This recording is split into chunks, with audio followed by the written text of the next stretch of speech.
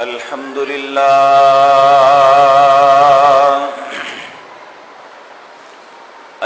لله نحمده ونستعينه ونستغفره ونعوذ بالله من شرور أنفسنا ومن سيئات أعمالنا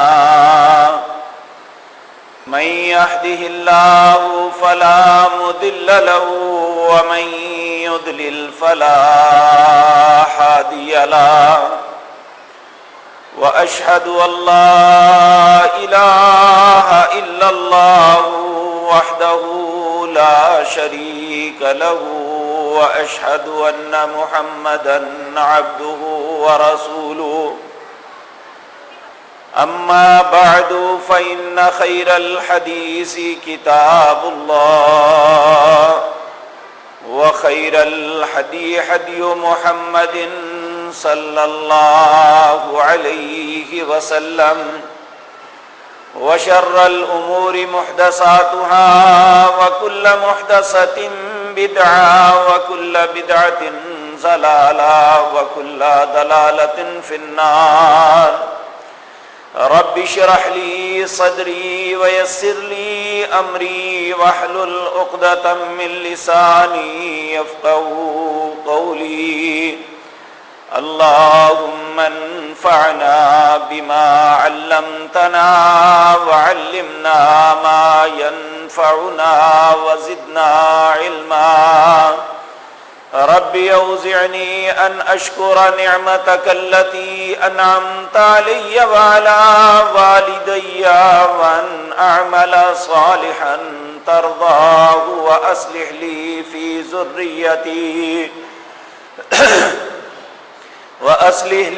في ذريتي إني تبت إليك وإني من المسلمين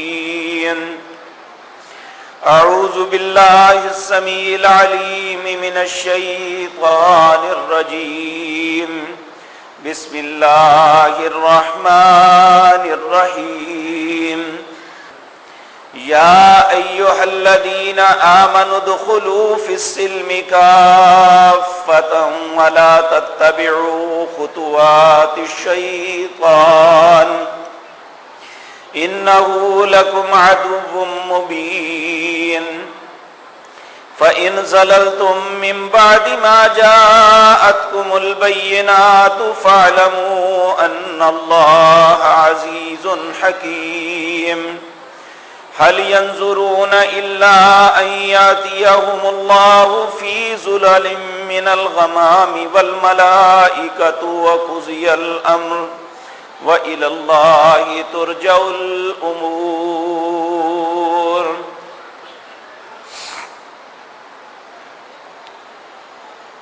حضرات محترم، اللہ مالک کا ہم پہ بہت بڑا فضل اور احسان ہے کہ اس نے ہمیں اسلام کی توفیق بخشی، جسے اللہ اسلام کی سمجھ فہم عطا کرتا ہے، جس انسان کے سینے کو اسلام کے لیے کھول دیتا ہے، اللہ مالک فرماتے ہیں افمن شرح اللہ صدرہ للاسلام فہو علی نور من ربہ، جس بندے کے سینے کو اللہ اسلام کے لیے کھول دیتا ہے حقیقتاً اس کے سینے میں اللہ کی طرف سے نور آ جاتا ہے۔ تو یہ بات یاد رکھیں، دنیا میں ہماری بے شمار ضرورتیں ہیں اور بے شمار ہمارے پاس نعمتیں ہیں، لیکن ہمیں یہ بات سمجھ لینی چاہیے اور ہمارے اپنے ایمان کا حصہ بنا لینی چاہیے۔ اس کائنات کے اندر اگر سب سے بڑی کوئی اللہ کی نعمت ہے تو وہ اسلام کی نعمت ہے۔ اگر کوئی انسان مسلمان نہیں ہوتا، وہ دنیا جہان کے ساری بھلائی کے کام بھی کر لے تو اسے کامیابی نہیں مل سکتی، کیونکہ اللہ نے حضرت محمد الرسول اللہ صلی اللہ علیہ وسلم کی بعثت کے بعد یہ قانون بنا دیا جو قیامت تک کے لیے ہے، وَمَن يَبْتَغِ غَيْرَ الْإِسْلَامِ دِينًا فَلَن يُقْبَلَ مِنْهُ، جو بھی انسان اگر اسلام کے علاوہ کسی اور دین اور رستے میں بھلائی تلاش کرے گا تو اسے نہیں ملے گی۔ اگر ہم بھلائی کے متمنی ہیں، دنیا اور آخرت کی خیر کے طالب ہیں، تو ہمیں اپنی زندگی کا سب سے بڑا اثاثہ اسلام کو سمجھنا چاہیے۔ لیکن عجیب بات یہ ہے، ہم اپنا مسلمان ہونا اللہ پہ احسان ڈالتے ہیں۔ اللہ مالک نبی کریم صلی اللہ علیہ وسلم کے زمانے میں کچھ گاؤں کے لوگ آئے، آ کے جب انہوں نے کلمہ پڑھ لیا تو بڑی بلند آواز سے کہنے لگے قالت الاعراب آمنا، اعراب کہنے لگے ہم ایمان لے آئے جی۔ اللہ نے کہا کلن تؤمنوا، ابھی تم ایمان نہیں لائے، ولیکن قولوا اسلمنا، یہ کہہ سکتے ہو کہ ہم اسلام میں داخل ہوئے ہیں۔ اور جہاں تک تم مجھے یہ بول بول کے بتاتے ہو قل تعلمون اللہ بدینکم، اس اللہ کو اپنی دینداری بتاتے ہو، واللہ یعلم ما فی السماوات وما فی الارض، جو زمین و آسمان کی ہر چیز کو جانتا ہے۔ اور دوسری بات اللہ نے فرمائی یمنون علیک ان اسلموا، میرے نبی پہ اپنے مسلمان ہونے کا احسان دیتے ہو۔ قل لا تمنوا علی اسلامکم، مت احسان دو میرے نبی پہ یا میری ذات پہ کہ ہم مسلمان ہیں، بل اللہ یمن علیکم ان ہداکم للایمان، بلکہ تم پہ اللہ کا احسان ہے کہ اس نے اسلام اور ایمان کی تمہیں توفیق بخشی ہے۔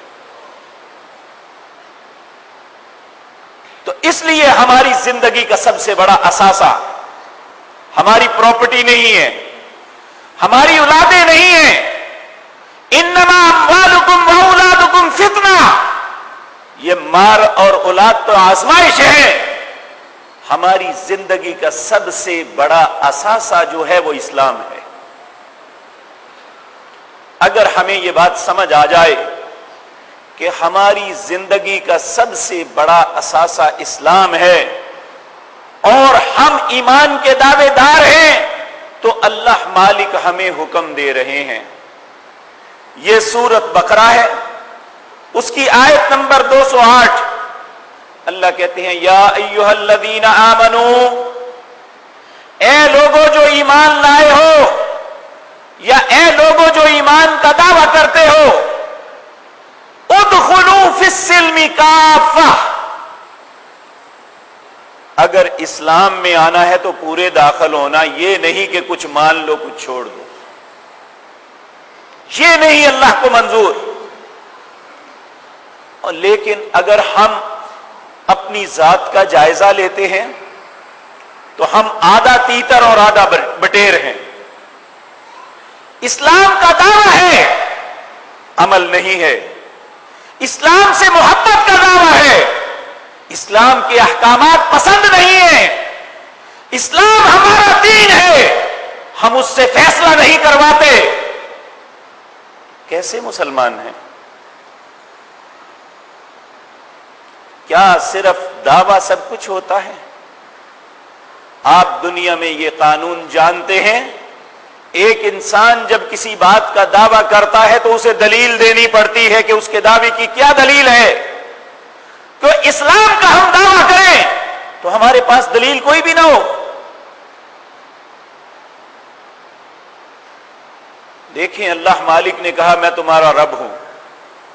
اس نے قرآن کی اکثر سورتوں، اکثر پاروں، اکثر رکوعوں میں دلائل دیے ہیں میں کیوں تمہارا رب ہوں.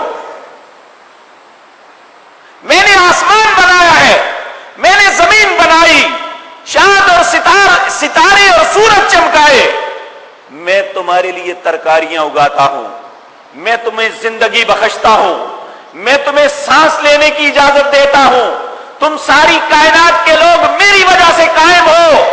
یہ دلیل دیتا ہے، اس لیے میں تمہارا رب ہوں. ہم کہتے ہیں ہم مسلمان ہیں، ہمارے پاس دلیل کیا ہے؟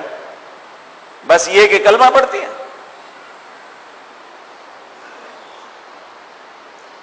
میرے بھائی اسلام کے کچھ دلائل ہیں، اگر وہ ہماری زندگی میں ہوئے تو ہم اسلام کے اندر پورے داخل ہوئے تو اللہ کی نظروں میں وہ انسان کامیاب ٹھہرے گا. آپ دیکھیں ایک چھوٹا سا امتحان، ایک پرائمری کا بچہ امتحان دیتا ہے، اس کا ایک کورس ہے، 4 5 6 یا 7 کتابیں ہیں. اگر ان ساری کتابوں میں سے کسی ایک کتاب میں فیل ہو جائے تو کیا اسے پاس تصور کیا جا سکتا ہے؟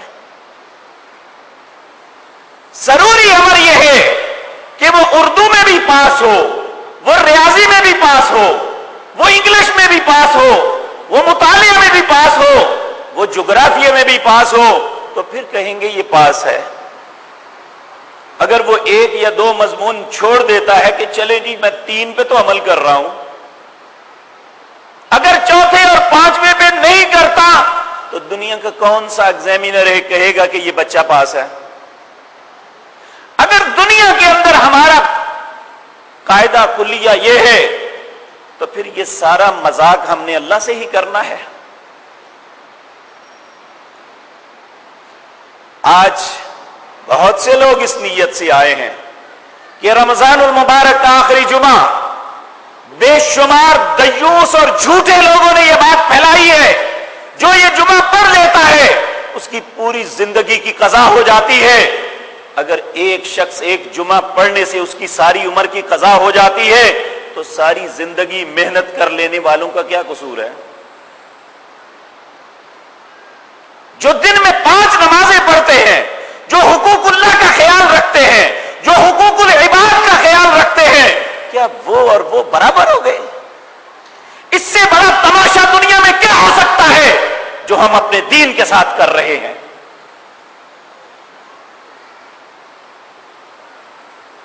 اور پھر ہم اچھے پلے دانا اور عقل مند انسان، ہر بندے نے اسلام کے لیے ایک دائرہ بنایا ہوا ہے. میرا کریکٹر ٹھیک ہے، مجھے نماز کی ضرورت نہیں ہے، لوگوں کی مجھے کوئی پرواہ نہیں ہے. میرے بھائی اسلام کا یہ ایک اصول ہے کہ انسان کا کریکٹر اچھا ہونا چاہیے. ایک شخص وہ عبادات کو بڑی پابندی سے ادا کرتا ہے، وہ اپنے کریکٹر کی طرف توجہ نہیں دیتا، وہ معاشرتی معاملات میں لوز ہے، تو اس کی نماز کا کیا حاصل؟ اگر اس کی نماز نے اسے یہی نہیں سکھایا کہ تجھے اچھا کردار بھی رکھنا چاہیے، تمہیں زبان سچی رکھنی چاہیے، تمہیں دیانتدار ہونا چاہیے. اللہ نے تو نماز کے متعلق کہا اتل ما اوحی الیک من الکتاب واقم الصلاۃ ان الصلاۃ تنہی عن الفحشاء والمنکر. نماز کو ادا کرو، یہ نماز تمہیں برائیوں بے حیائیوں سے روکے گی. آج کتنے لوگ ہیں جو سوال کرتے ہیں فلاں چوری بھی کرتا ہے نماز بھی پڑھتا ہے، فلاں جھوٹ بھی بولتا ہے نماز بھی پڑھتا ہے، فلاں دھوکہ بھی دیتا ہے نماز بھی پڑھتا ہے. کیا اسلام نے ہمیں یہی تعلیم دی ہے؟ اور ہم میں سے جو اٹھتا ہے اسلام پہ بہتان، اسلام پہ تبرہ بازی، اسے گالی دے دیتا ہے کہ مسلمان ہوتے ہی ایسے ہیں. یہ اللہ کا قرآن ہے، مسلمانوں کی تصویر بتا رہا ہے اللہ، اور حکم دے رہا ہے کہ اگر تم اپنے آپ کو مسلمان کہتے ہو، سب سے پہلی بات مسلمان کا معنی کیا ہے؟ ابراہیم علیہ السلام کو اللہ نے کہا اذ قال له ربه اسلم، اے ابراہیم فرما بردار ہو جا. انہوں نے کہا اسلمت لرب العالمین، میں دونوں جہانوں کے رب کے لیے فرما بردار ہو گیا. مسلم اسلام اس کا معنی فرما بردار ہے. میں اور آپ اپنے آپ سے سوال کریں، ہم کتنے فرما بردار ہیں؟ ہم زندگی میں ساری خباثتیں غلاظتیں اپنے جسم پہ مل کے اپنے آپ کو پاک تصور کریں. ہر حرام و حلال کو اپنا کے سمجھے ہم مسلمان. بدقسمتی یہ کہ جو ہندو کا عقیدہ تھا آج مسلمان کا بن گیا ہے. جو مر جائے، جس کی اولاد کے پاس پیسے ہیں، وہاں ایک پنڈت مولوی کو بلا کے چند پارے پڑھا لو تو وہ ساری زندگی کی خطاؤں کو دھو کے چلا جاتا ہے. یہ تو عیسائیوں اور ہندوؤں کا عقیدہ تھا جو آپ مسلمان نے اپنا لیا ہے. مسلمان کی زندگی تو ایک جہد مسلسل ہے. اللہ اس کے کردار کو ہر پہلو سے دیکھتا ہے. میرے بھائیو، 4 کردار ہیں انسان کے دنیا کے اندر. اگر ان 4 کرداروں میں 4 سبجیکٹ میں پاس ہوگا تو اللہ کی عدالت میں پاس ہے، وگرنہ ہمیں خام خیالی میں مبتلا نہیں رہنا چاہیے. ہم اپنے آپ کو دھوکہ دیتے ہوئے اپنی زندگی بسر کر رہے ہیں. سب سے پہلی، جس اللہ نے پیدا کیا، جس کی زمین پہ رہتے ہیں، جس کا دیا ہوا رزق کھاتے ہیں، جس کی وجہ سے دنیا میں قائم ہے، جس نے ہماری عزتوں کو قائم رکھا ہوا ہے، اس اللہ کا سب سے پہلا حق ہے. کیا ہم اس کے حق کو ادا کرتے ہیں؟ ایک دن اور رات میں اس نے 5 وقت نماز ہم پہ فرض کی ہے. کتنے مسلمان ہیں جو 5 وقت باقاعدگی کے ساتھ اس کے وقت میں ادا کرتے ہیں؟ دیکھیں، ایک سروے کے مطابق یہ ملک پاکستان 97% مسلمان، 3% غیر مسلمان ہیں، اور 97% جو اپنے آپ کو مسلمان کہتے ہیں ان میں سے صرف 3% نماز پڑھتے ہیں. 94% مسلمان کہلانے کے باوجود نماز نہیں پڑھتے. پیارے پیغمبر جناب محمد الرسول اللہ کا فرمان ہے، اگر آپ سچے ہیں، اور یقیناً سچے ہیں، اگر آپ سچے ہیں تو آپ نے کہا بین العبد و بین الکفر ترک الصلاۃ. لوگوں، مسلمان اور کافر کے درمیان فرق یہ ہے، مسلمان نماز پڑھتا ہے، کافر نماز نہیں پڑھتا. ہم اپنا نام کیا رکھیں؟ ساری نمازیں تو بڑی دور کی بات ہے. آپ نے فرمایا من ترک الصلاۃ متعمدا فقد کفر. جس نے صرف ایک نماز جان بوجھ کے چھوڑی، فقد کفر، اس نے بھی کفر کیا ہے. دیکھیں ہماری کتنی اثر کی نمازیں زندگی کی ضائع ہو گئی یا ہم نے نہیں ادا کی. پیارے پیغمبر جناب محمد الرسول اللہ صلی اللہ علیہ وسلم نے فرمایا جس کی ایک دن کی اثر کی نماز چھوڑی نہیں، وقت گزر گیا بعد میں اس نے پڑھی، کہا اسے اتنا نقصان ہوا کہ ایک خاندان ہے، ماں باپ، میاں بیوی، اولاد، مال و دولت، ہر کچھ ہے. کہا ایک دن ایسی آفت آئی، اہل و عیال بھی ختم، مال بھی ختم، اسباب بھی ختم، سارا کچھ ختم ہو جائے. کہا اس خاندان کا اتنا نقصان نہیں جتنا اس بندے کا ہے جس نے ایک دن عصر کی نماز کو ضائع کر دیا.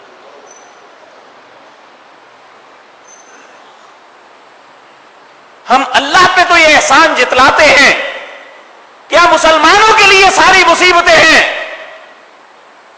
ہم اپنی دلیل تو اللہ کو دیں کہ ہم مسلمان ہیں.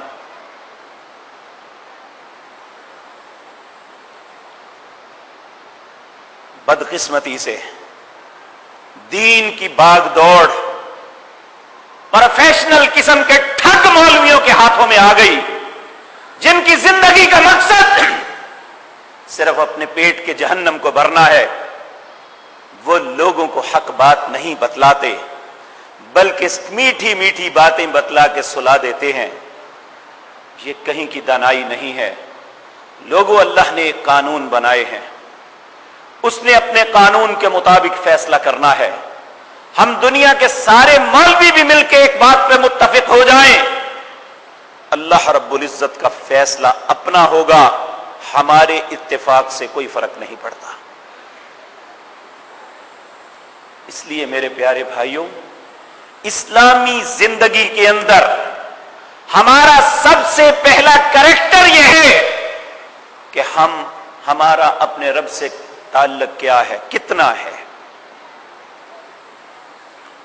اللہ مالک ایک بات پہ گلہ کرتے ہیں، کہا تم لوگوں میں ایسے لوگوں کو دیکھو گے، وَمِنَ النَّاسِ مَن يَتَّخِذُ مِن دُونِ اللَّهِ أَندَادًا يُحِبُّونَهُمْ كَحُبِّ اللَّهِ، لوگوں میں سے بہت سے ایسے لوگوں کو دیکھو گے جو اوروں سے ایسی محبت کرتے ہیں جیسے انہیں اللہ سے کرنی چاہیے تھی۔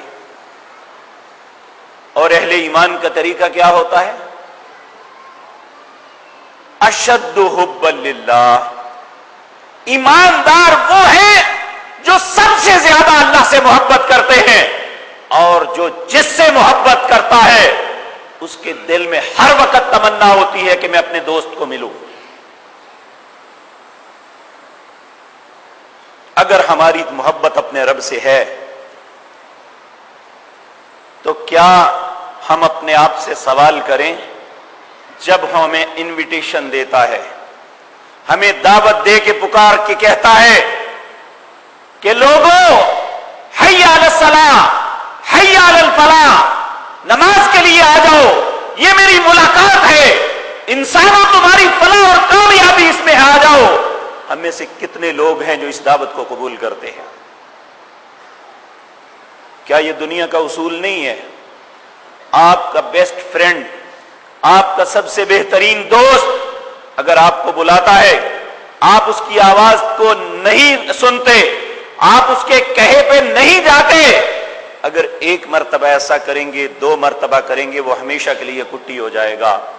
اگر ہم اپنے دوست کو بلائیں، وہ نہ آئے تو ہمیشہ کے لیے ناراض ہو جاتے ہیں، تو ہم ہمیشہ اللہ کی بات کو رد کریں تو وہ ہم پہ راضی رہے گا؟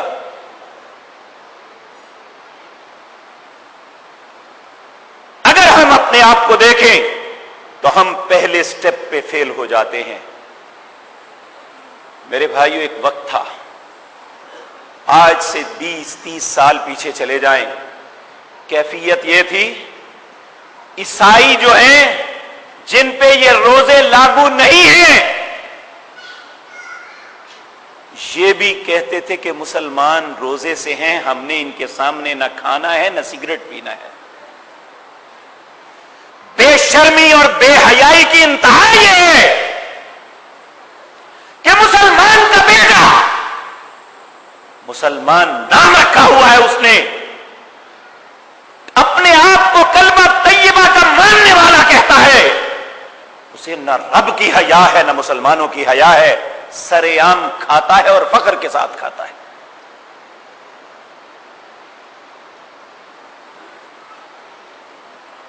میرے بھائیو، آج تو یہ تماشا ہم نے لگایا ہوا ہے۔ نبی کریم صلی اللہ علیہ وسلم نے فرمایا، ایک شخص جان بوجھ کے جوانی طاقت ہونے کے باوجود روزہ نہیں رکھتا، اگر وہ اس روزے کی قضا دینا چاہتا ہے، اس دن سے لے کر اپنی موت تک روزہ رکھتا رہے، تو ایک روزے کی قضا نہیں دے سکتا۔ کتنا بڑا نقصان ہے جو ہم اپنی زندگی میں کر رہے ہیں۔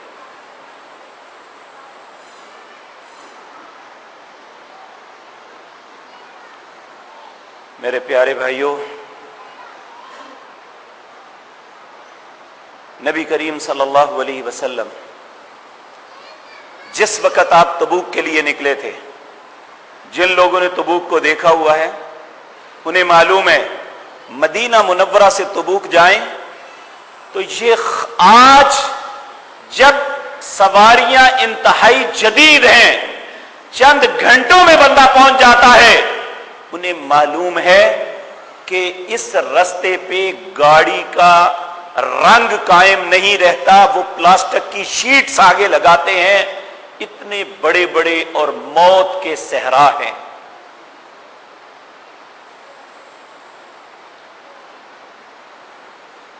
اس جنگ کے لیے گھوڑوں پہ بیٹھ کے، اونٹوں پہ بیٹھ کے جانا تھا. 900 کلومیٹر کا سفر تھا.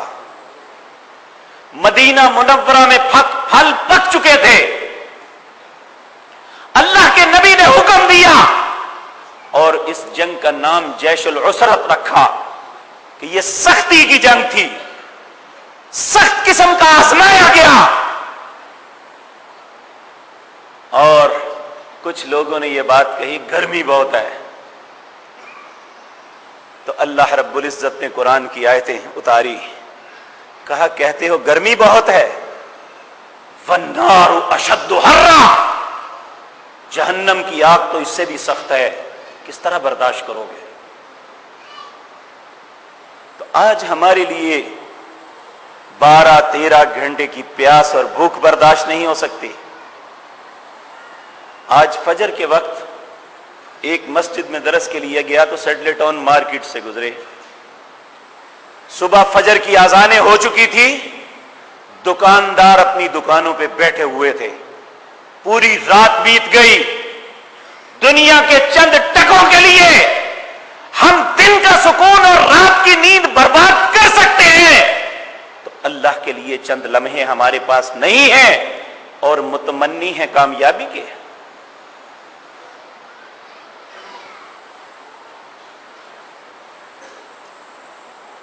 یا ہماری صحت اجازت نہیں دیتی، ہماری کمر میں درد ہو جاتا ہے، ہمیں کاؤنٹر پہ کھڑے ہو کے 24 گھنٹے کام کرنا پڑے تو ہماری کمر کو کچھ نہیں ہوتا، ہمارے پاؤں کو سوزش نہیں ہوتی.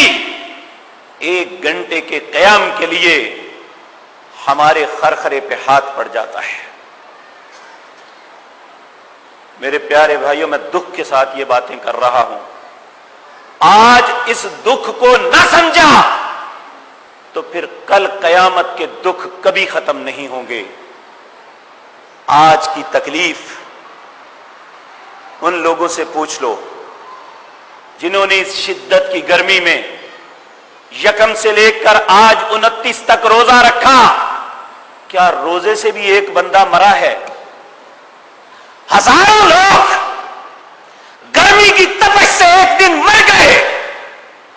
کتنے لوگ پانی میں ڈوب کے مر گئے، کتنے لوگ ایکسیڈنٹ کے اندر ٹوٹ کے مر گئے، کتنے لوگ دھماکوں میں اڑ گئے. ایک بندہ بتا دو جو نماز کی وجہ سے مرا ہو یا روزے کی وجہ سے مرا ہو. اگر نہیں ہے تو پھر سوچ لو، جس دن روزہ نہ ہوگا ہم آدھا گھنٹہ گھونٹ پانی کے بغیر نہیں رہ سکتے. اس اللہ کا کتنا بڑا احسان ہے. بیماریوں کے باوجود، جسمانی کمزوریوں کے باوجود، موسموں کی شدت کے باوجود، سحری سے لے کر رات تک ایک گھونٹ پانی نہ بھی پیو، اللہ نے سلامت رکھا ہوا ہے. یاد رکھو، اللہ کی عبادت سے بندہ نہیں مرتا. اگر بندہ مر بھی جائے تو خوش قسمت ہوتا ہے. جو نماز میں مرے تو قیامت کے دن اسی حالت میں اللہ اٹھائے گا. جو روزے میں مرے تو اللہ قیامت کے دن اسی حالت میں اٹھائے گا. جو حج اور عمرے احرام کے اندر مرے اسی طرح تلبیہ پکارتا ہوا اٹھائے گا. مر تو جانا ہے.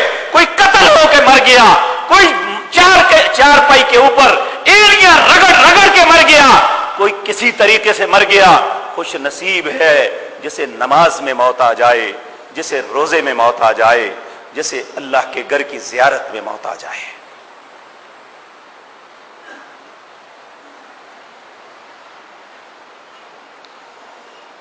تو میرے عزیز بھائیوں، ہم میں سے ہر انسان سوچے، اللہ ہمیں حکم دے رہے ہیں، یا ایھا الذین آمنو، اے لوگو جو ایمان لائے ہو، ادخلوا فی السلم کافہ، اسلام میں پورے پورے داخل ہو جاؤ. کیا اسلام کا پہلا سٹیپ جو 5 چیزوں پہ مشتمل ہے، جیسے اسلام کے بنیادی ارکان بنیاد کہتے ہیں، لیکن یہ بات یاد رکھیں، بنیادوں کو مکان نہیں کہا جاتا. بنیادیں مکان بنانے کے لیے نیچے بنیاد کا فائدہ دیتی ہیں. اگر بنیاد نہ ہو تو مکان بھی کوئی نہیں ہوتا, وہ بلڈنگ نہیں ٹھہر سکتی.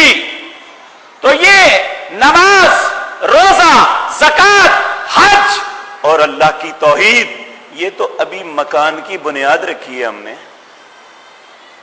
اس کے اوپر ہم نے ڈھانچہ بنانا ہے, پھر اسے خوبصورتی کے ساتھ سجانا ہے, اسے ڈیکوریٹ کرنا ہے. کیا کوئی عقل مند آج تک آپ نے ایسا دیکھا ہے جو بنیاد بنا کے آگے چارپائی بٹھا کے بیٹھ جائے کہ میں نے گھر بنا لیا ہے؟ تو پھر کیوں ہم نماز, روزہ, زکات, حج دے کے سمجھتے ہیں ہم نے اسلام کو پورا کر دیا؟ یہ تو بنیاد ہے, وہ ٹھوس بنیاد رکھی ہے جس کے اوپر ہماری عمارت کھڑی ہونی ہے. تو سب سے پہلے میں اور آپ سوچیں, کیا اسلام کی جو عمارت ہے اس کی بنیاد ہم رکھ رہے ہیں؟ کیا اس کی بنیاد میں ہم رکھنے تو نہیں ڈال رہے؟ کہتے ہیں نا, کوئی جب کسی ایکسپرٹ کو آ کے دکھاتے ہیں تو وہ کہتے ہیں مجھے آپ کی بنیاد اچھی نہیں لگتی. تمہاری بنیاد اس میں نرمی ہے, اس کے اندر سختی نہیں ہے, یہ اوپر والا بوجھ نہیں اٹھا سکے گی, تم نے اس میں غلطیاں کی ہے. سب سے پہلا بحیثیت مسلمان میں اور آپ جائزہ لیں. نماز پڑھتے ہیں, روزہ رکھتے ہیں, زکات دیتے ہیں, حج کرتے ہیں, کیا یہ بنیاد صحیح رکھی ہے ہم نے؟ صحیح بنیاد کیسے ہوتی ہے کہ جو وقت اللہ نے مقرر کیے ہیں ان اوقات کا خیال رکھا جائے, جو طریقہ اللہ نے اپنے پیارے نبی کے ذریعے بتایا ہے اس طریقے کے مطابق سارے کام ادا کیے جائیں. اور تیسری بات کہ ہم جو کچھ کریں وہ لوگوں کو دکھانے کے لیے نہیں, دنیاوی فوائد کے لیے نہیں, اپنے رب کی رضا کے لیے کریں. اگر یہ تین چیزیں ہوں گی تو ہماری بنیاد اچھی بنے گی, اس کے اوپر اپنی عمارت بنا سکتے ہیں, اسلام کا خوبصورت گھر تعمیر کر سکتے ہیں. لیکن بدنصیبی یہ ہے کہ ہم میں سے بہت سے مسلمان بنیاد بنا کے ہی صرف اسے گھر تصور کر لیتے ہیں, جو کسی بھی صورت دانائی کی علامت نہیں ہے. ہم نے جو نماز پڑھی, ہم نے جو روزہ رکھا, ہم نے جو زکات دی, ہم نے جو حج کیا, یہ تو بنیاد بنائی ہے ہم نے. نمبر 2, جب اس کی دیواریں بنانی ہیں, اس کی دیواریں ہیں انسان کا ذاتی کریکٹر. میں کیا ہوں, کیا کر رہا ہوں. اگر میری نماز, اگر میرے روزے نے, دیکھیے نماز اس کے متعلق میں پہلے عرض کر چکا, ان الصلاۃ تنہی عن الفحشاء والمنکر, نماز تمہیں بے حیائی اور برائی کے کاموں سے روکے گی. اگر نہیں روک رہی تو نماز غلط نہیں, ہم سے کہیں پہ غلطی ہو رہی ہے. دوسرا روزہ ہے, کہا تمہارا روزہ تم پہ اس لیے فرض, کما کتب علی الذین من قبلکم لعلکم تتقون, روزہ اس لیے فرض کیا کہ تمہارے دل کے اندر خوف خدا پیدا ہو جائے. اگر روزہ رکھنے کے بعد خوف خدا پیدا نہیں ہوا, ہمارے کریکٹر پہ کوئی فرق نہیں پڑا, تو روزے میں غلطی نہیں ہے, ہم کہیں پہ غلطی کر رہے تھے. زکات کا مطلب ہے پاک کرنا. اگر زکات بھی دے دی, حرام و حلال کی تمیز نہ کی, تو زکات غلط نہیں ہے. ہم اپنے کریکٹر کے ذریعے اپنے معاملے کو خود بگاڑ اور برباد کر رہے ہیں. حج اگر ساری زندگی کی کوتاہیوں کو معاف کروا سکتا ہے, لیکن جو شخص دنیا کی طلب کے لیے حج کرتا ہے, وَمِنْهُمْ مَنْ يَقُولُ رَبَّنَا آتِنَا فِي الدُّنْيَا وَمَا لَهُ فِي الْآخِرَةِ مِنْ خَلَاقٍ, جو صرف دنیا کی طلب کے لیے کرے گا اسے آخرت میں کچھ نہیں ملے گا. اور جو انسان حج اپنے مال میں سے, اس مال سے کرتا ہے جو حلال طریقے سے نہیں کمایا, تو جب یہ میقات پہ جا کے احرام باندھ کے تلبیہ پکارے گا, آگے سے جواب دینے والا اسے جواب دے گا, لا لبیک ولا سعدیک, تیری حاضری کوئی قبول نہیں، تیرے لیے کوئی خوش نصیبی کا دروازہ نہیں کھولا جائے گا۔ کیوں؟ تم اللہ کی بارگاہ میں لے کے ہی غلط مال آئے ہو۔ تو یہ چیزیں تو ہمارے کریکٹر کو صاف کرنے کے لیے تھی، ہمارے کردار کو سنوارنے کے لیے تھی۔ اگر ان چیزوں نے ہمارے کردار کو نہیں سنوارا تو ماتم کرنا چاہیے اپنے آپ پہ کہ ہماری نماز غلط نہیں ہے، ہمارا کردار غلط ہے، ہمارا روزہ غلط نہیں ہے، ہمارا کردار غلط ہے، ہمارا اللہ کے رستے میں خرچ کرنا غلط نہیں ہے، ہمارا کردار غلط ہے، ہمارے حج میں نقص نہیں ہے، ہمارے کردار کے اندر نقص ہے۔ یہ چیزیں تو اللہ نے انسانیت کی فلاح کے لیے بنائی۔ تو دوسرا پہلو یہ ہے کہ انسان کریکٹر کو دیکھے، اس کی کتنی اصلاح ہوئی ہے۔ ہم جس پاک پیغمبر کا کلمہ پڑھتے ہیں، نبی کریم صلی اللہ علیہ وسلم زندگی کی 40 بہاریں گزاری، 40 بہاریں اللہ نے نبوت عطا کی تو لوگوں کے سامنے آئے۔ آپ نے سب سے پہلی بات یہ کی، لوگوں میرا بچپن اور جوانی تم میں گزرا، ہر لوگ مجھے جانتے ہو، اسی معاشرے کے اندر پیدا ہوا، اسی میں پروان چڑھا، اسی میں جوانی گزاری، آج جوانی سے بڑھاپے کی طرف پلٹ رہا ہوں۔ 40 سال کی زندگی میں بتاؤ میرے کردار پہ کوئی اعتراض ہے تو بتاؤ۔ پورے مکے کی وادی جہاں بچپن میں کھیلا، جہاں جوانی میں وقت گزارے، پورے مکے میں ایک بندہ بھی ایسا نہیں تھا جس کی زبان سے الزام کی صورت میں بھی یہ نکلتا اے محمد صلی اللہ علیہ وسلم فلاں وقت آپ نے یہ کہا یا کیا تھا۔ لقد کان لکم فی رسول اللہ اسوۃ حسنہ، وہ پیغمبر ہمارے لیے نمونہ ہے۔ کل قیامت کے دن اللہ نے کہا تھا نمونہ میں نے دیا تھا، تم نے ویسا بن کے دکھایا یا نہیں دکھایا، مجھے بتاؤ۔ کیا اللہ کو جواب دیں گے؟ اسلام کے اصولوں میں سے دوسری بات جو اسلام میں داخل کرتی ہے وہ انسان کا ذاتی کریکٹر ہے۔ تیسری بات، انسان، اس کے خانگی معاملات، گھر کی زندگی، اس کا اپنے ماں باپ کے ساتھ تعلق کیا ہے، وہ اپنے ماں باپ کے ساتھ کیا کردار ادا کر رہا ہے، اگر خامد ہے تو اس کا اپنی بیوی کے ساتھ کیا تعلق ہے، اگر بیوی ہے تو اپنے خامد کا کیا احترام ہے، اگر اولاد ہے، ماں باپ ہے تو اولاد کے ساتھ ان کا تعلق کیا ہے، اور وہ اپنی اولاد کی تربیت کے معاملے میں کیا کر رہے ہیں۔ یہ تیسرا سوال ہے جو ہمارے دین کے متعلق ہم سے کیا جائے گا۔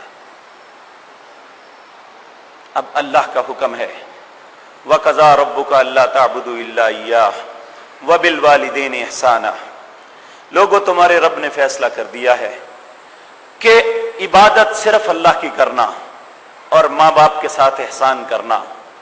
کیا ہم ماں باپ کے ساتھ احسان کرتے ہیں؟ آج نوئے وقت میں آپ خبر پڑھ لیں، ایک ادارہ بنا ہے جس میں لاوارث والدین عافیت کے نام پہ، میرا خیال ہے یہی ہے، میں اگر مجھے یاد بھولتا نہیں ہے، عافیت کے نام پہ ایک ادارہ ہے۔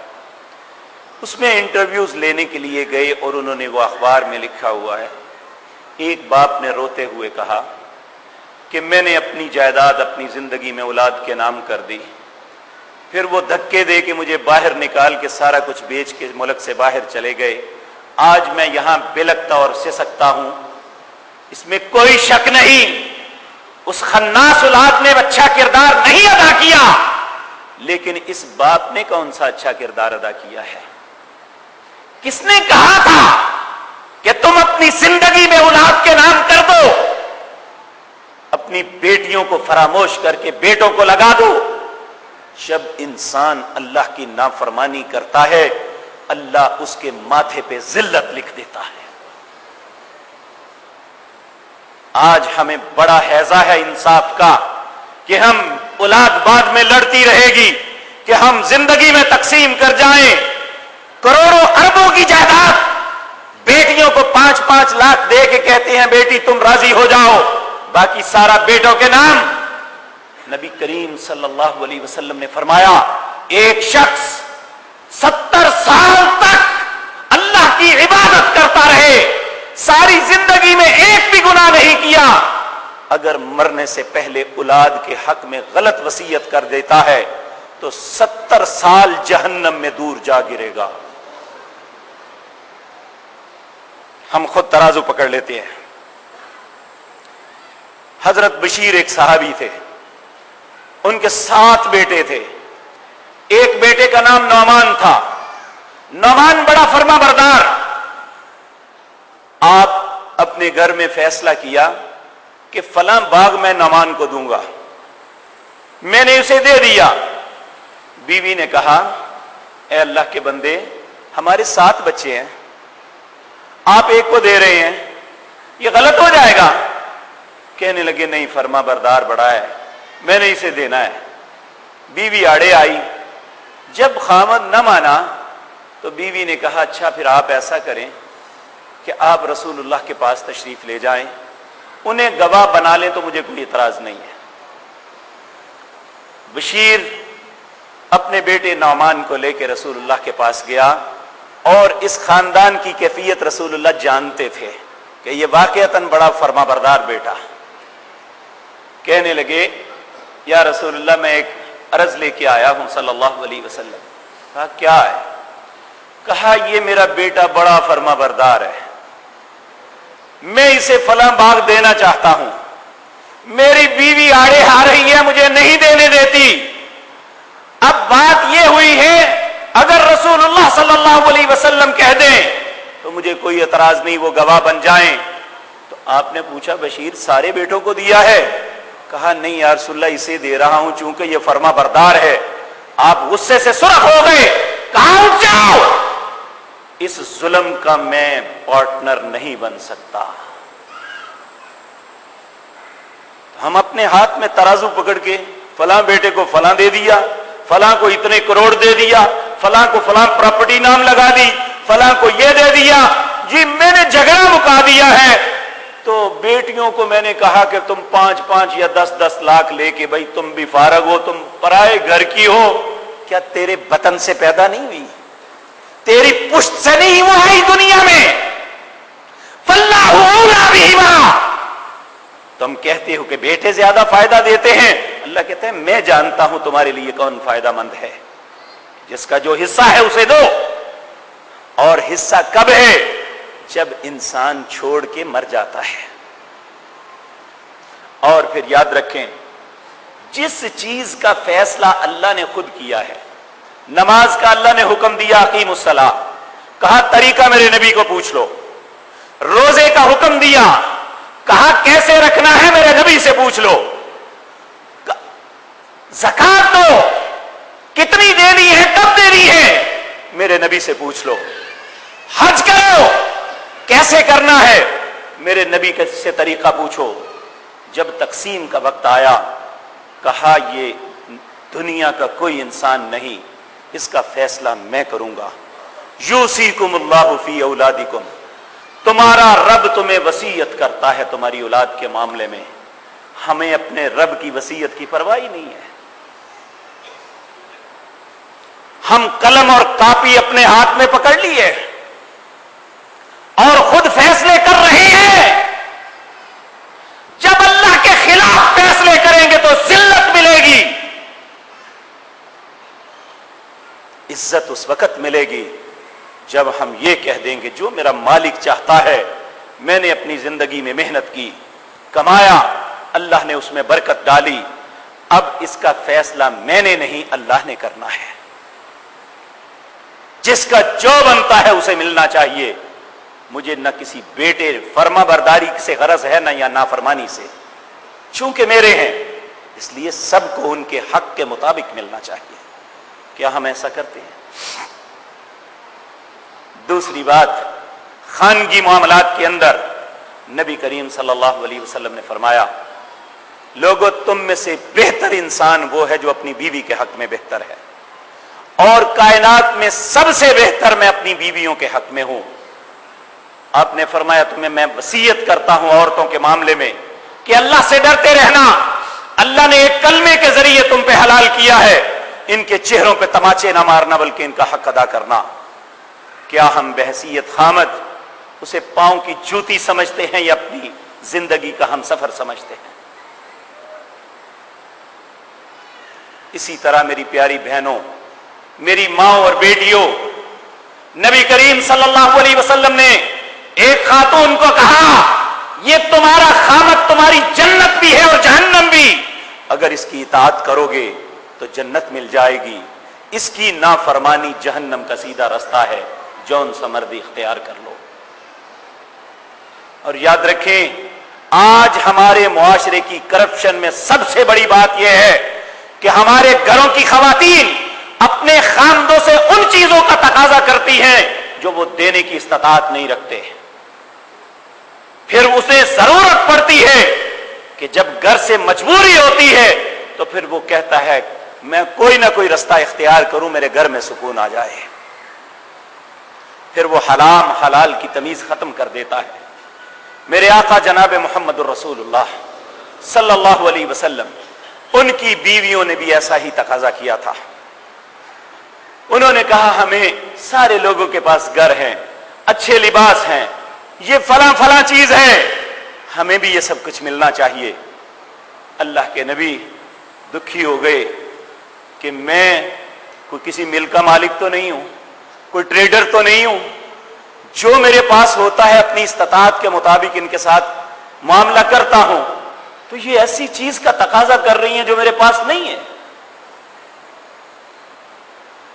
ناراض ہو گئے, بیویوں سے الگ ہو گئے.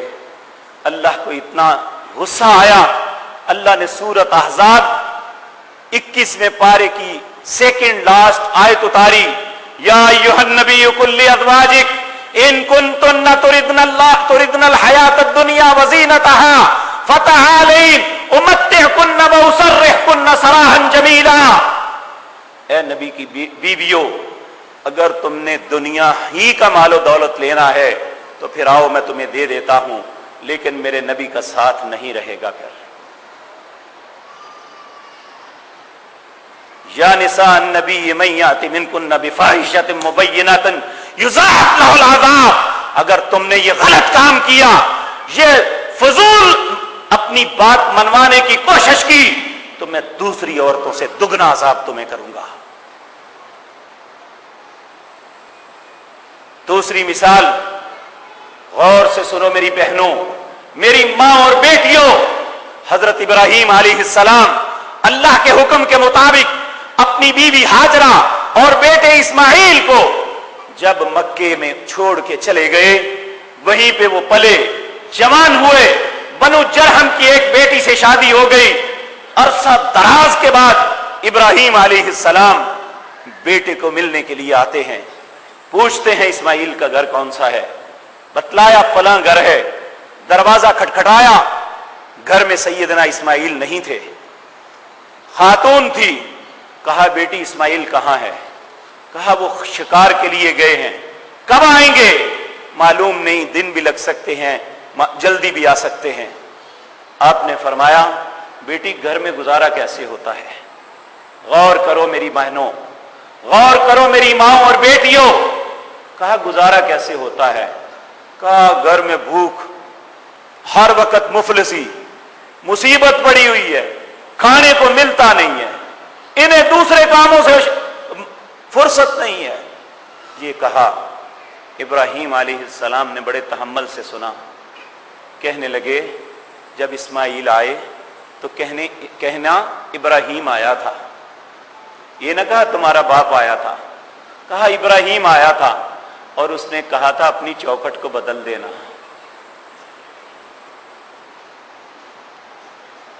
اسماعیل علیہ السلام آئے, بیوی نے کہا ایک بزرگ آئے تھے اور آ کے انہوں نے آپ کا پوچھا, میں نے بتایا. وہ کہنے لگے, پھر مجھ سے پوچھنے لگے گھر میں گزارا کیسے ہوتا ہے, تو میں نے بتا دیا. ہم کہتے ہیں ہمارا میڈیا, ہمارے ناول نگار یہ بکواس سکھاتے ہیں, زبان درازی سکھاتے ہیں, کہ اپنے حقوق لو چھینو. خامد کا تو گلہ کرنے سے بھی اللہ نے منع کیا ہوا ہے. کہا انہوں نے جاتے ہوئے کہا اسماعیل سے کہنا اپنی چوکٹ کو بدل دے. کہا بی بی پھر اللہ حافظ میری طرف سے طلاق ہے چلی جاؤ. اللہ کے نبی نے پسند نہیں کیا کہ میرے بیٹے جو نبی ہیں جن کی زندگی کی ڈیوٹیاں کچھ اور ہیں ان کے گھر میں ایسی خاتون ہو جس میں شکر گزاری نہیں، ہر وقت ناشکری. مدت دراز کے بعد پھر آئے. اللہ کی شان سبق ہمیں دینا تھا. پھر دروازہ کھٹکھٹایا. اسماعیل گھر میں نہیں تھے. خاتون سے پوچھا اسماعیل کہاں ہے؟ کہا کام گئے ہوئے ہیں. کہا بیٹی گھر میں گزارا کیسے ہوتا ہے؟ وہ کہتی ہیں اللہ کا بڑا شکر ہے. جب ملے کھا کے اللہ کا شکر ادا کرتے ہیں. زمزم پڑوس میں ہے پیتے ہیں. اللہ نے بہت نعمتوں سے نوازا ہے.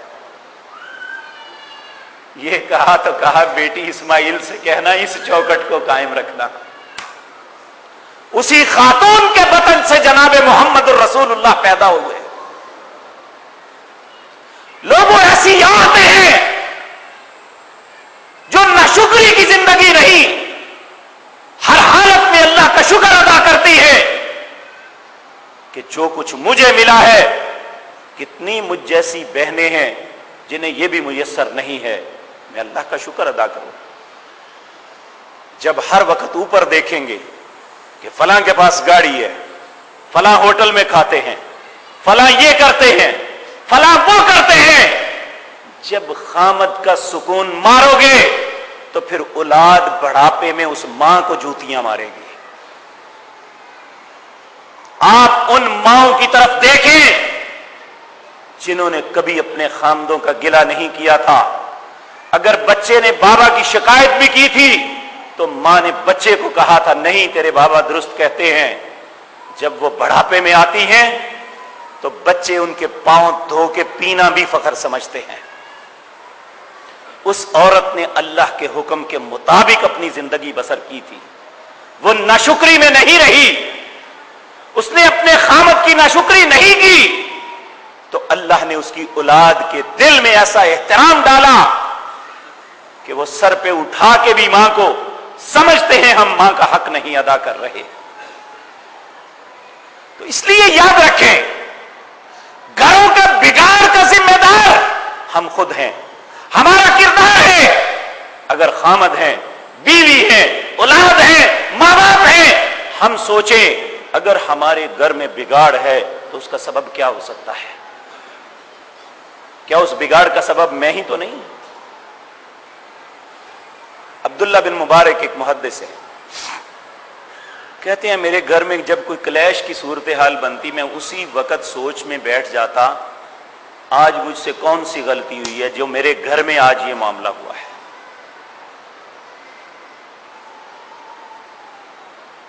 اس لیے میرے عزیز بھائیوں، اگر ہم چاہتے ہیں ہماری بیٹیوں کی، ہماری بہنوں کی، بیویوں کی عزتیں محفوظ رہیں تو دوسری بیٹیوں کی بھی عزتوں کی طرف نہ دیکھیں.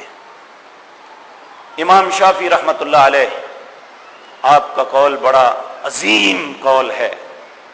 آپ نے کہا جب کوئی کسی کی بیٹی، بہن اور بیوی کے ساتھ زنا کرتا ہے وہ کمیٹی ڈال رہا ہے، کل کو اس کے گھر سے نکلے گی.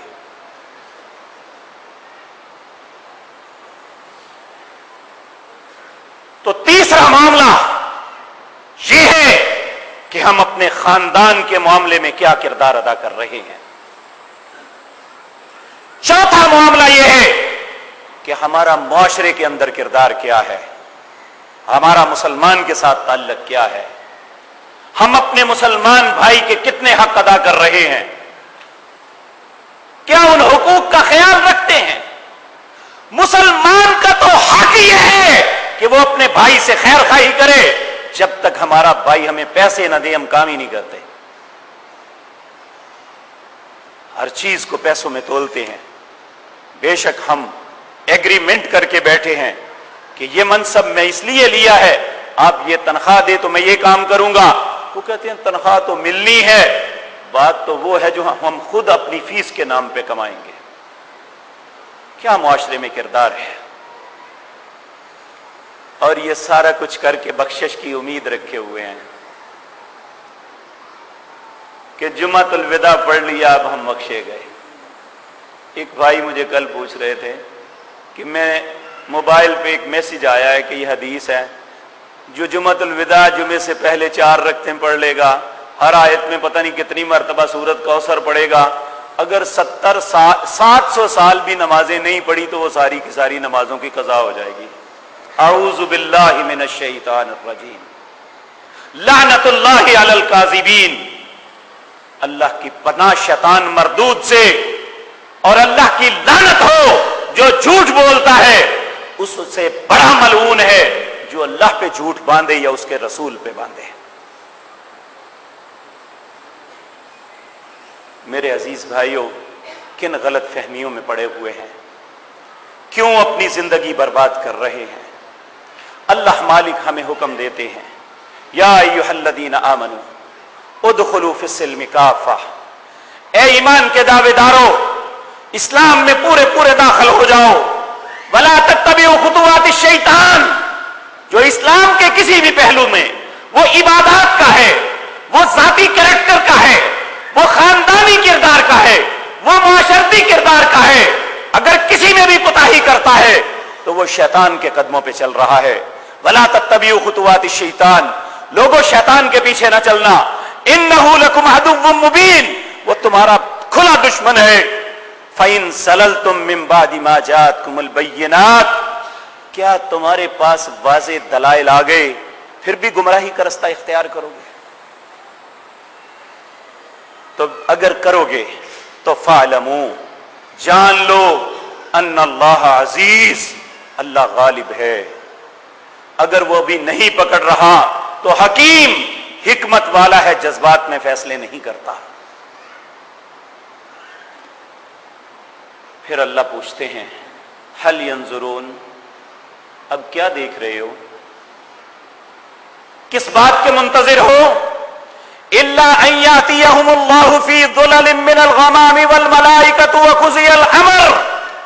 کہ اللہ بادلوں کی چھاؤں میں، فرشتوں کے جھرمٹ میں اپنی عدالت لگا کے تمہارے متعلق فیصلہ کر دے گا. کیا اس کے بعد کوئی ایسی کورٹ ہے جہاں اپیل کر سکو گے؟ کیا اس فیصلے کے منتظر ہو؟ هل ينظرون. کیا اس بات کا انتظار کر رہے ہو؟ الا ان یاتیہم اللہ، کہ یہ اللہ اپنی عدالت میں آ کے بیٹھ جائے. فی ظلل من الغمام، کہ بادلوں کے سائے کے اندر، والملائکۃ، فرشتوں کی صفوں کے اندر اللہ اپنی عدالت لگا لے اور ہر انسان کے متعلق فیصلہ کر دے. جب اللہ کا فیصلہ آ جائے تو پھر یاد رکھو، پھر اللہ کے علاوہ وما لکم من دون اللہ من ولی ولا نصیر. اللہ کے علاوہ نہ کوئی ساتھی بن سکے گا، نہ مددگار بن سکے گا.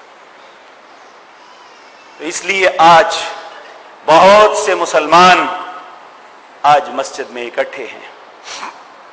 میں اللہ کا واسطہ دے کے کہتا ہوں، سب سے پہلی بات، اگر ہم دوست کے بلاوے پہ نہ جائیں تو ہمارا دوست ناراض ہو جاتا ہے. ہمیں روزانہ 5 مرتبہ بلاوا دیا جاتا ہے، حی علی الصلاۃ، حی علی الفلاح. اگر ہم اس بلاوے پہ نہ آئے تو کیا ہمارا رب ہم پہ ناراض نہیں ہوگا؟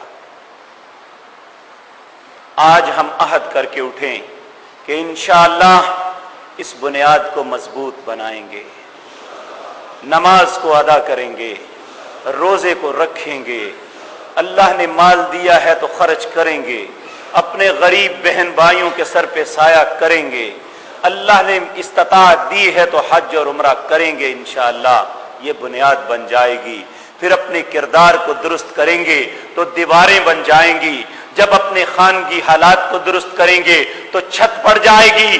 جب معاشرے میں اچھا کردار ادا کریں گے تو خوبصورت مکان، خوبصورت بنگلہ تعمیر ہو جائے گا جسے ہم اسلام کا نام دے سکتے ہیں. اس کی چھاؤں میں آ کے کہہ سکتے ہیں کہ میں مسلمان ہوں، میں اللہ کا فرما بردار ہوں۔ اللہ ہمیں فرما بردار بنا دے۔ آپ دیکھیں یہ اسلام اتنی بڑی نعمت ہے، اللہ کے نبی رو رو کے اللہ سے دعائیں مانگا کرتے تھے، توفنی مسلمن والحقنی بالصالحین، اے اللہ ہمیں موت دینا تو اسلام کی موت دینا، اور اے اللہ اس کے بعد نیک لوگوں کا ساتھ نصیب فرمانا۔ تو سب سے پہلی بات یہ کہ ہم مسلمان بنیں گے تو مسلمان کی موت آئے گی، تو اللہ ہم سب کو اچھا مسلمان بنا دے۔ اقول قولی ھذا واستغفر اللہ۔ ان الحمد للہ نحمده ونستعینه ونستغفره ونعوذ باللہ من شرور انفسنا ومن سیئات اعمالنا من يهده الله فلا مضل له ومن يضلل فلا هادي له واشهد ان لا اله الا الله وحده لا شريك له واشهد ان محمدا عبده ورسوله اللهم صل على محمد وعلى آل محمد كما صليت على إبراهيم وعلى آل إبراهيم إنك حميد مجيد اللهم بارك على محمد وعلى آل محمد كما باركت على إبراهيم وعلى آل إبراهيم إنك حميد مجيد۔ حضرات محترم، نبی کریم صلی اللہ علیہ وسلم نے فرمایا جب مسلمان روزے رکھتا ہے، رات کو قیام کرتا ہے، تو بے شمار دانستہ یا نادانستہ غلطیاں ہو جاتی ہیں۔ جو انسان چاند رات سے لے کر عید الفطر کی نماز شروع ہونے سے پہلے پہلے صدقۃ الفطر دے دے گا، اللہ اس کی ساری وہ کوتاہیاں جو رمضان کے اندر اس سے ہوئی ہیں اللہ معاف فرما دیں گے۔ صدقۃ الفطر آج پیدا ہونے والے بچے سے لے کر گھر کے سب سے بزرگ شخصیت تک سب پہ فرض ہے۔ صرف صدقۃ الفطر اس کے لیے نہیں جس کے گھر ایک دن اور رات کا کھانا نہیں، وہ صدقۃ الفطر نہ دے، اس کے علاوہ سب پہ فرض ہے۔ صدقۃ الفطر کیا ہے؟ نبی کریم صلی اللہ علیہ وسلم کے زمانہ مبارک میں 3 جنسیں کھائی جاتی تھی۔ عام جو عرب لوگوں کا کھانا تھا وہ کھجور تھا، یہ سب سے سستا تھا۔ اس سے بہتر کھانا جو تھا، سب سے بہتر کشمش جسے سوگی کہتے ہیں۔ صحابہ کرام رضوان اللہ علیہ مجمعین ہمیشہ کھجور کا نہیں دیتے تھے، جس کے گھر میں جیسی سہولت ہوتی وہ ویسا صدقۃ الفطر دیتا تھا۔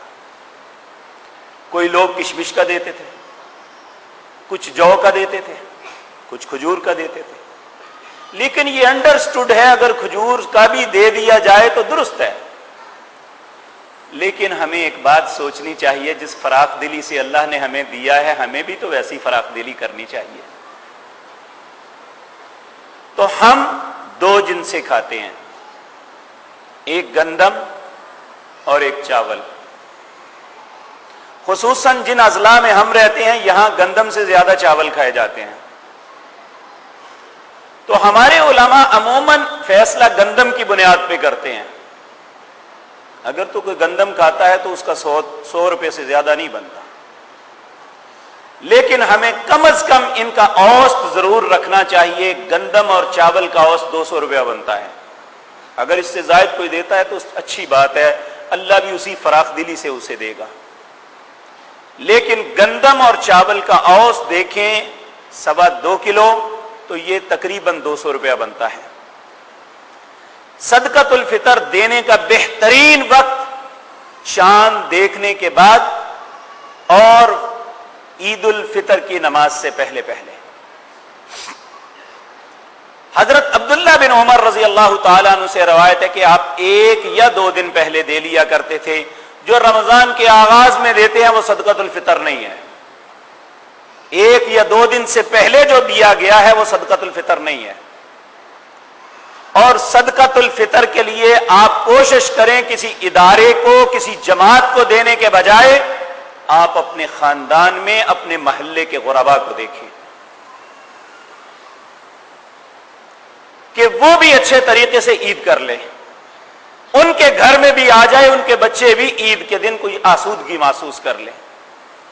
اور صدقۃ الفطر اس وقت دینے کی وجہ یہ ہے کہ تاکہ غرباء اپنی عید کا دن آسانی سے گزار لیں.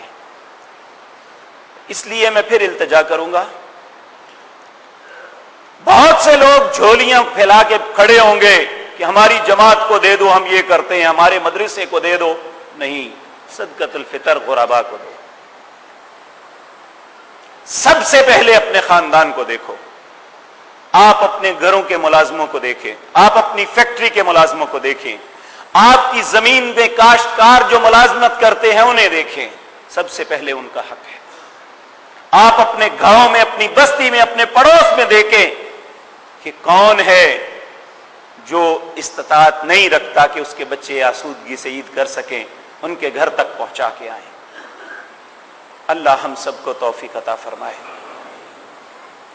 دوسری بات، انشاءاللہ عید الفطر کی نماز 6:45 پہ ادا کریں گے. 6:45 کا مطلب 45 ہی ہے. انشاءاللہ 6:45 پہ عید الفطر کی نماز ادا کریں گے. یہ ایک بھائی ہیں محمد یونس انصاری صاحب، انہوں نے کہا کہ میرا بیٹا فیاض کینسر کی بیماری میں مبتلا ہے، آپ سے گزارش ہے اس کے لیے دعا کریں، اللہ انہیں صحت کا عاملہ عاجلہ عطا فرمائے. ایک بھائی نے کہا ہے میرے ابو جی بیمار ہیں، ان کے لیے اللہ سے دعا کریں اللہ ان کو عافیت دے.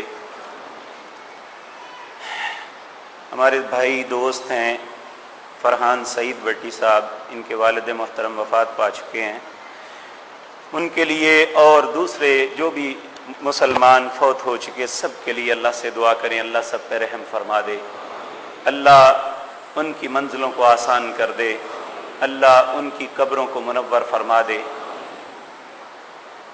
ایک بھائی نے کہا ہے میرے لیے دعا کریں اللہ مجھے اولاد دے اور سب بے اولادوں کو اولاد دے.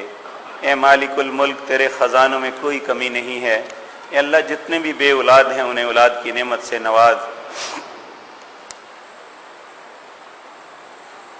ایک بھائی نے کہا ہے کہ میں امتحان دے رہا ہوں، ساتھی دعا کریں اللہ مجھے کامیاب کریں.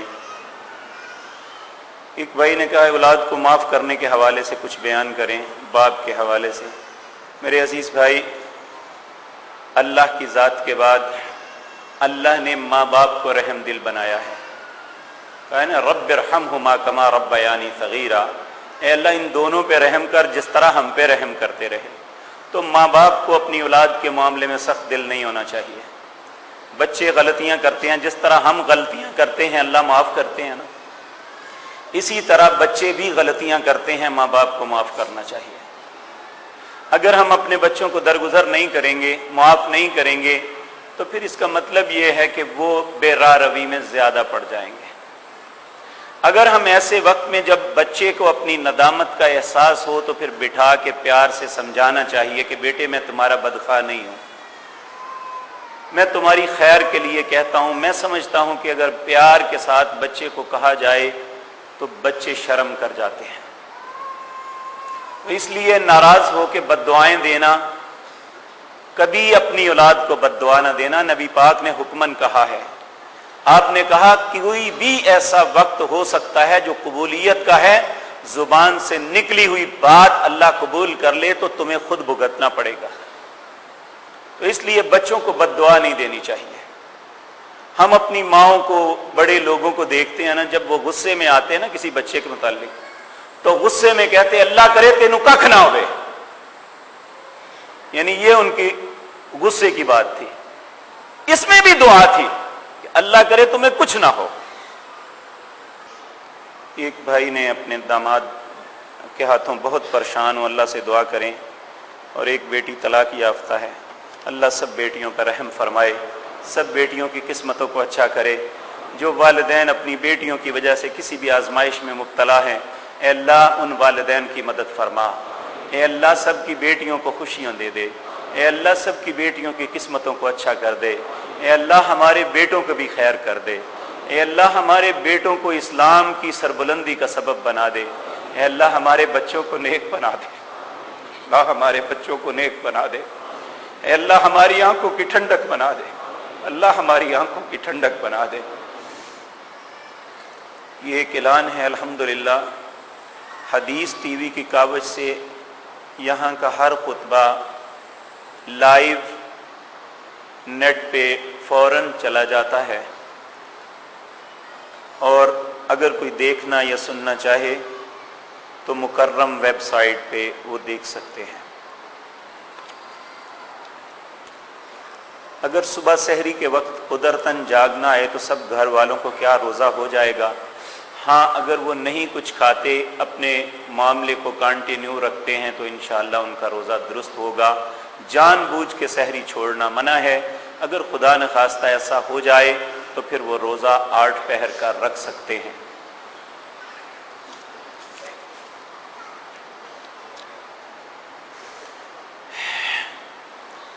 اگر میرا کوئی دوست اپنی زکوٰۃ کی رقم سے میرا قرض چکائے تو حالات ٹھیک ہونے پر میں یہ رقم کس طرح واپس کر سکتا ہوں؟ آپ بھی غرباء کو دے دیں، جس طرح آپ کے ایسے وقت پہ وہ کام آیا۔ آپ بھی کوئی ایسا شخص دیکھیں جو گرا ہوا ہے، جو کرائسس میں ہے، جس کا کاروبار تباہ ہو چکا ہے۔ لیکن ایک بات یاد رکھیں، آج کل ہم تباہ ہوتے ہیں سود کا قرض لے کے۔ سود کا قرض زکوٰۃ سے نہیں دیا جا سکتا۔ اگر ویسے بندہ کرائسس میں آتا ہے تو اس کی ہیلپ کرنا فرض ہے۔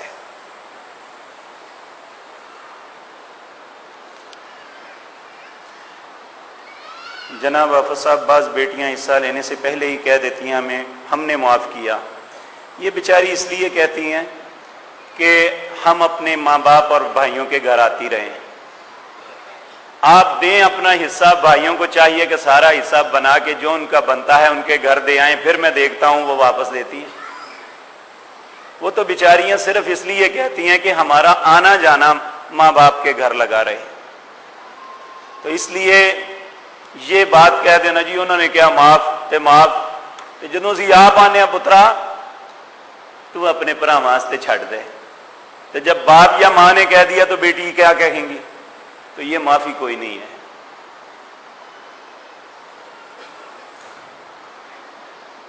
اگر کسی امام کا سپیڈو میٹر بہت تیز ہے تو تشہد میں بیٹھا ہوں اور سلام پھیر دے تو مجھے کیا کرنا چاہیے؟ آپ کو اپنی نماز مکمل کر کے سلام پھیرنا چاہیے۔ اللہ امام اور ماموم دونوں کو توفیق دے کہ وہ نماز اطمینان کے ساتھ پڑھے۔ حضرات محترم، آپ سارا سال یہ بات کہتے ہیں کہ فلاں معاملے میں دعا کریں۔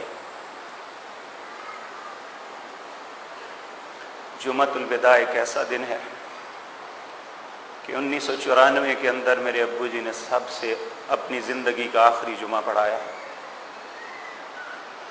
اس کے بعد وہ بیماری میں چلے گئے اور 10 اگست کو اس دنیا سے 1994 میں فوت ہو گئے۔ یقین مانیے کہ ہم پھلے ہوئے پہ بیٹھے ہوئے ہیں۔ جو محنت انہوں نے کی ہمیں دیکھتے تھے کہ کپڑا بھگو کے اپنے اوپر لیتے تو 25، 50، 10، 20، 100 روپے کی رسیدیں آج بھی ہم اپنی کاپیوں میں دیکھتے ہیں۔ تو اس اللہ کے گھر کی بنیاد رکھی تو ایک عالم دین نے کہا کہ حکیم صاحب پتہ نہیں کیا انہیں ہو گیا، ان کے دماغ کو کیا ہو گیا، اتنی بڑی مسجد بنائی ہے، یہاں جن نماز پڑھیں گے؟ تو ہم نے انہیں دیکھا کہ وہ تہجد کی نمازوں میں اللہ کے سامنے رو رو کے کہتے تھے اللہ لوگ تانے دیتے ہیں یہ بنایا ہے، اسے بھرنا بھی تو ہے، لوگوں اللہ لوگوں کی خوشیوں اور غمیوں کا مرکز بنا دے۔ تو میری آپ سے منت ہے آج کے دن کے میرے بابا کے لیے، میرے دادا کے لیے جو اسی دین کے خدمت میں دنیا میں کرتے رہے اور چلے گئے، اللہ ان کی اس محنت کو قبول فرما لے۔ اللہ یہ سب کچھ ان کے لیے صدقہ جاریہ بنا دے۔ اللہ انہیں معاف کر دے۔ اللہ ان کے درجات کو بلند فرما دے۔ اے اللہ مالک الملک، اس رمضان کو ہماری معافی کا سبب بنا دینا۔ اے اللہ ہمیں جہنم سے آزاد کر دینا۔ اے اللہ رمضان کو ہماری بدقسمتی کا سبب نہ بنانا۔ اے اللہ ہم سب کو دنیا اور آخرت کی بھلائیاں عطا فرمانا۔ اے اللہ دنیا اور آخرت کے شرور سے محفوظ رکھنا۔ اے مالک الملک ہمارے معاملات کی اصلاح فرمانا۔ اے اللہ ہمارے بیماروں کو شفا عطا فرما۔ اے اللہ ہمارے بیماروں کو شفا عطا فرما۔ اے اللہ جو فوت ہو چکے انہیں جنت الفردوس میں جگہ عطا فرما۔ اے اللہ جو بے اولاد ہیں انہیں اولاد کی نعمت سے نواز۔ اے اللہ جو پریشان ہیں ان کی پریشانیوں کو دور کر دے، اے اللہ جو مقروض ہیں ان کے قرضے اپنی رحمت سے ادا فرما دے، اے مالک الملک ہماری ساری دعاؤں کو قبول فرما لے، اے اللہ تو ارحم الراحمین ہے، رحم کر دے۔ آخری آپ سے التماس ہے کہ اپنے ادارے کے لیے توجہ فرماتے ہوئے جائیں۔ الحمدللہ یہ چلتا رہا ہے، چلتا رہے گا۔ ہم میں سے وہ انسان جو اللہ کے دین کی مدد کرے گا انشاءاللہ اللہ اس کی مدد کریں گے۔ سبحان ربک رب العزت عما یصفون وسلام